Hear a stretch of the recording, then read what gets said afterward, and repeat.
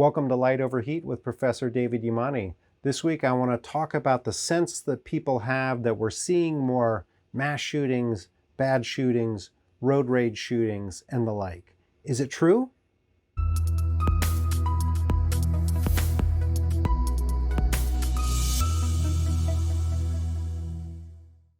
Spoiler alert, I don't know whether there are more mass shootings, more bad shootings, more road rage shootings, and the like these days. But what I do know is that we are definitely seeing more of those things. And that leads me to make what I hope is a brief but important point about how we need to look at things in an age in which we have many people promoting a culture of fear about the things that will harm us. And this includes media who make money off of fear, politicians who raise funds and get votes out of fear, nonprofit or interest groups that mobilize support and money out of fear, and so on. So what I do when someone says, I'm seeing more fill in the blank, I'm seeing more X, is I distinguish between the seeing more part and the more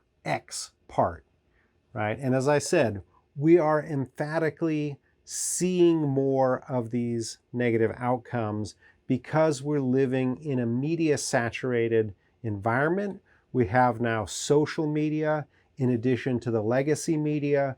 We all carry around computers in our pockets which will instantly notify us about any bad thing that happens, not just anywhere in our community, but anywhere in our country and anywhere over the world. I was talking to my 87-year-old father-in-law about this the other day, and he said they couldn't even get information or news from the next town over until they got the newspaper the next day, and they had to read the newspaper. Today, we are saturated with news, and that news sells fear, and so we are consuming that all the time. We are definitely seeing more cases of road rage. We are seeing more incidents of bad shoots like in Kansas City and in upstate New York. We are seeing more mass shootings. Now, that doesn't mean that there aren't more of those things, right? We need to assess that also, but that's an independent assessment, and we have to bracket all of that cloud around our ability to see what's actually going on that's created by this fear-inducing media and our consumption of it, not to mention the divisive politics that come about because of our increasingly socially mediated world that we live in.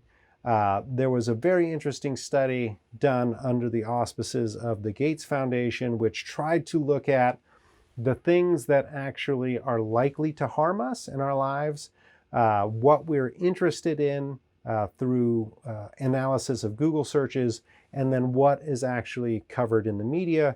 And no surprise, things like crime, much less very rare forms of crime like homicide or mass shootings, are not likely to kill us in comparison to many other things that are.